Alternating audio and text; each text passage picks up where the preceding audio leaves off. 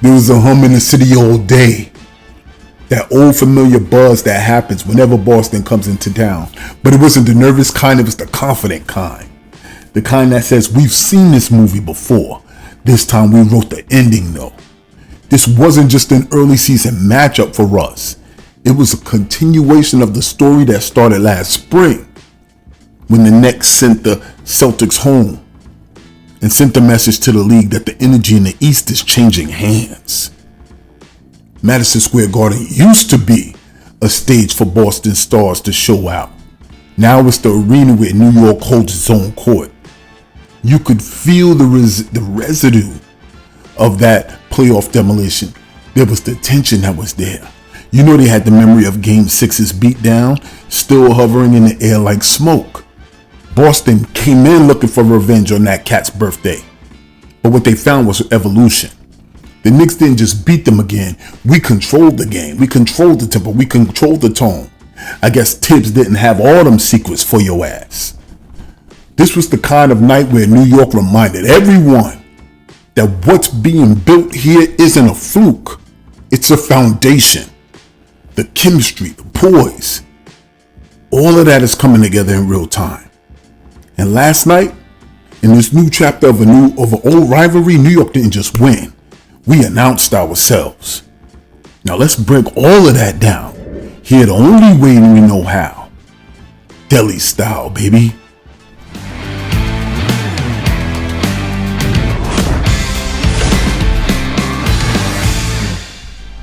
Knicks Deli edition. Welcome back to the Deli family. We eating today. Let's run through the menu from top to bottom today. Bacon, egg, and cheese, dollar slice, Knicks Strawmy, Arizona iced tea, non-sun, non-moment of the day. Every flavor we running through from last night's Knicks win over Boston. So let's not wait. Let's dive right in. You're asking me, yo, shit, who gets your bacon? Our captain does. Jalen Brunson, the Brundertaker. Brunson's fingerprints are over every inch of this win. Hey, yo! Hey, yo, it's right. He scored 31 points on 50% shooting. He knocked down 3 of 7 from deep, and he hit 8 of 9 free throws. That man knows this offense. And when the offense wobbled, Brunson steadied it. When the Celtics got close, he created daylight. That man is a steady pace of this franchise. He's never rushed and he's never rattled. Every possession has rhythm when Brunson's behind the counter. So the bacon goes to the Brundertaker. My egg goes to Karl Anthony Towns. That man is the hammer and the sauce, the big bodega. Even when the touch wasn't pure, he was 6 of 16 from the field. Cat found impact everywhere else. He hit 4 of 6 from 3. He controlled the boards. The man had 13 rebounds. And he punished switches by drawing fouls and living at the free throw line. This was the grown man version of Karl Anthony Towns because he was patient, he was powerful, and he was precise. You don't need to shoot 60% when you dictate pace and punish mismatches like this man did. Big Bodega, Big Purr, he is the egg of the day. And last on this quality sandwich is the cheese, my cheese, McCall Quarter Water Bridges. He is the silent surgeon for us. If Brunson is the pulse, then Bridges is the blood pressure because he's steady, he's balanced, and he's vital for what we do. He quietly shot 5 of 10. He hit 2 of 4 from deep, and he logged 36 minutes, second most on the team. Now, what doesn't show up is the way he funneled Jalen Brown into help, or how his spacing gave Cat clean post lanes. That doesn't show up on the spreadsheet. Bridges is an X factor. He doesn't need attention. He needs assignment, and he aces it nightly. So what's next on the menu here at Knicks Deli? Next on the menu is the dollar slice, and that goes to my guy Miles Deuce McBride. Deuce played one of his best overall games as a Knick.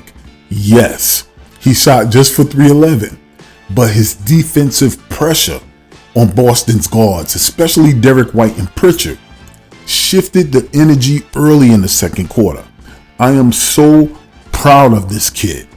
He hit 2 threes. He sank both of his free throws, and he added 4 assists, 4 rebounds, and 2 combined steal blocks. That is winning basketball from your secondary guard. His +3 ± undersells it. He gave us 32 minutes of pure disruption and discipline. So shout out to Deuce. Dollar slice these leprechauns here at Knicks Deli. Next up, we have the Knickstromy of the game. And the Knickstromy of the game goes to that 42-14 second quarter run. Listen, we started off slow, down 8 after the first. Boston looked sharp. They were moving the ball. Jalen Brown was feeling himself on his 29th birthday in the Garden. You could sense that they wanted this one badly. Not for the standings, but for pride. But F that. What they didn't realize was the Knicks are built for attrition. The moment that second quarter started, it was like the deli door swung open and that first wave of customers started coming in. You either step up or you get swallowed. Not that swallow. Hey, yo! Hey, yo, it's right. That's the second time. Brunson orchestrated it, though. He wasn't yelling. He wasn't flexing. He was just in total command, reading every rotation, hitting the mid-range, punishing switches.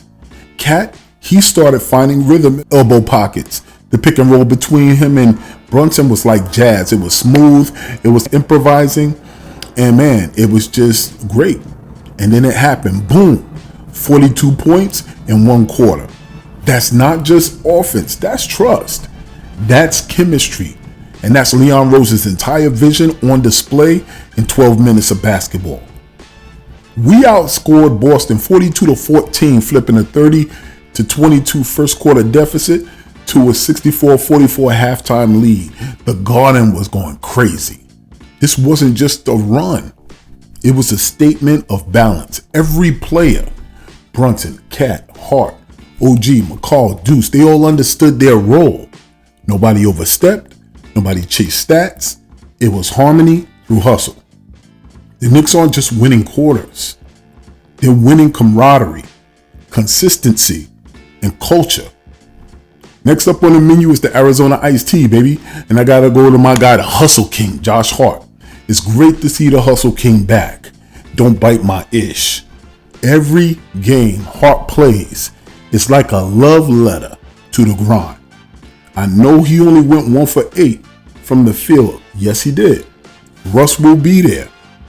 But his 14 rebounds in under 19 minutes were the kind that save possessions. They're the kind that drain opponents and shift momentum. That's not energy, that's identity. He's the muscle and the morale in one player. He's the Hustle King and the Arizona Iced Tea today here at Knicks Deli. Now who gets my nah son nah, you wildin'? Nah, son, nah. You wildin'. Moment of the game that has to go to OG Anunoby's injury. My prayers went up immediately. 10 points, 2 steals. It doesn't capture the tone that he sets. His defense on Brown was textbook. Off lanes, forcing early kickouts, disrupting Boston's spacing. But the injury mid-fourth froze the crowd for a moment. But his defensive imprint lingered.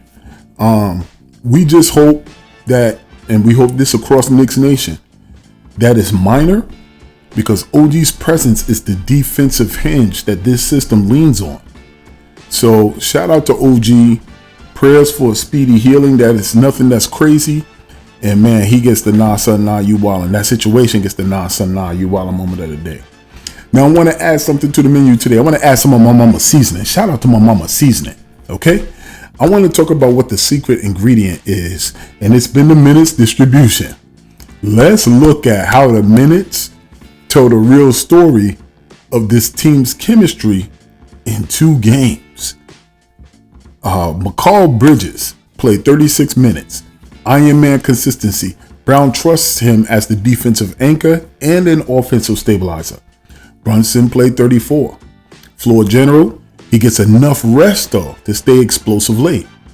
Towns played 33. It was a perfect balance for him, maximizing his usage without overexposure. McBride played 32. He's emerging as a secondary guard and a trusted perimeter defender, so his respect is earned. Anunoby had 29, defensive backbone, limited only by the injury. And Josh Hart came back to play 19 minutes. It was limited, but he had a massive impact. That man is all gas, no rest.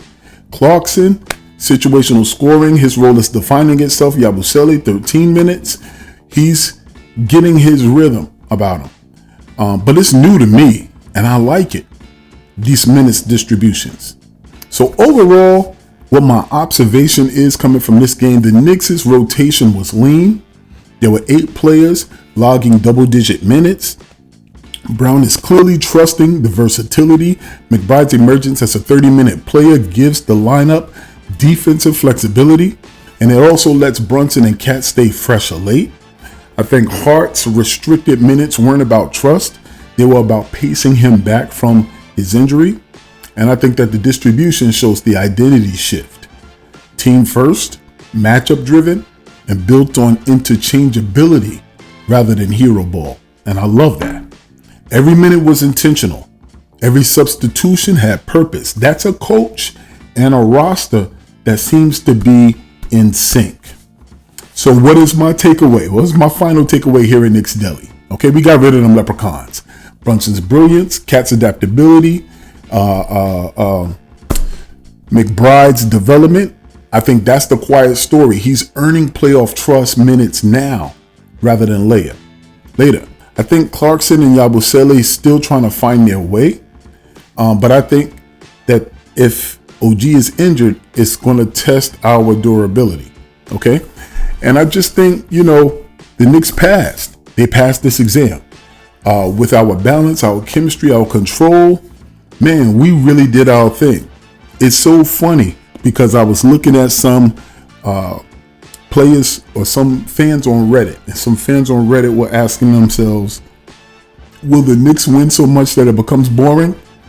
Ninja, I want to be so bored, I fall asleep and then wake up back again and start cheering and be bored again and fall back asleep. Listen, don't even start that.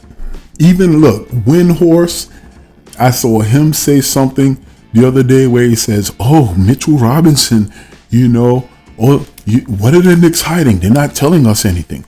And Josh Hart, he went down kind of hard and he's never played a game. I mean, he missed the first game. He might miss the second. This was before the game, obviously. New York's hiding something. They all want to find a scandal. They all want to pick and pull at what's wrong. They all refuse. You saw, even right now, amongst the league being under scrutiny for gambling accusations, you saw Shaquille O'Neal on ESPN put a stack of cash on the table, and then mentioning on the broadcast that he bet Kenny and Ernie against the Knicks, right? He bet against the Knicks, against Kenny and Ernie. He put the money on the table. Why? Look, they're trying desperately. They're trying desperately to keep our name in their mouths. They can't help it. They cannot help the gluck, okay? They can't help the gluck. They gotta gobble the Knicks. They have no choice. But what we tell them to do is enjoy it. And you better not spit it on the carpet. Continue to keep our names in your mouth. Knicks fans, don't let us be the ones to do it. Enjoy this. Don't doubt this. Every win we celebrate. We don't care. They're going to be like, oh, y'all celebrating like y'all won something. Yeah, Ninja, and we're going to do that for all 82 games. Okay? Continue to do it. Don't let them take your shine. Don't let them take your moment. Don't let them determine when we celebrate and when we get happy. Enjoy this squad. Another takeaway that I have, you see the camaraderie in this team. Okay? It's building. If you ask me a little bit, right now it's manufactured. I saw from day one after the first maybe preseason game that Mike Brown started talking about who's the defensive player of the game. He wants to make that a thing. Okay, that's his thing. He wants to make that a thing. I also saw, I'm gonna put some pictures up here as well. You see the pictures of they got the Timbs, you know what I mean, and the construction hat and the workers, vest. You want to make that a thing. So whoever's the player, the defensive player of the game, put their work boots on and their construction in their hat and they go to work. All right. I understand that. And something that was critical, I was pulling up those pictures. I see OG was the one they celebrated, but I was looking to see where in the frame is Jalen, where in the frame is Josh Hart, because those are in essence the two leaders, the serious type of leaders on the team. Listen to me talk about Josh Hart as a serious leader, but those are the ones that always will keep the main thing, championship. Right now, it's about trying to create vibes. What I don't want to happen is for us to do that so early in the season. It was almost like light the beam in Sacramento. And everybody was talking about how the Kings looked like they were having so much fun. How De'Aaron Fox had revived his career. They were winning a huge amount of games that first season. They were leading the league in defense, etc. They were just like, yo, the Kings have turned it around. They're going to be a problem. Mike Brown won Coach of the Year. But then it fell off the cliff in the second season. And everybody was just like, what's happening? Like the beam wasn't a thing, it's almost like they shot their load. So I'm just curious. I'm excited about it. I see it building. I know that the younger generation is going to vibe with that. It's going to get people excited. People, I love that. I heard somebody was like, Tibbs would never. Yo, bro, get off Tibbs. You know what I mean? Like, if everybody could just it's over. It's over. That man is responsible for pulling us out of the depths of basketball hell, and he's gone. Okay? It's done. Now, it has to be about what do we have here? And we're going to see. We're going to see if this is sustainable. That same energy, when the bodies start hurting and the minutes lag and some injuries go down and people are either overplayed or underplayed, and that energy through the drain of a long season starts to kick up, we're going to see. We got to make sure that the energy is consistent, but I love what I'm seeing so far. What say you? Keep this in mind. Same thing applies to life that applies to our team, baby. If there's no struggle, there's no progress. But also remember this. I am hyped. Whether it's out there in the real world or here in these YouTube streets, here in Knicks Deli, baby. Ah, shit. Everybody eats. I'm your boy Shia, and I'm out. Peace.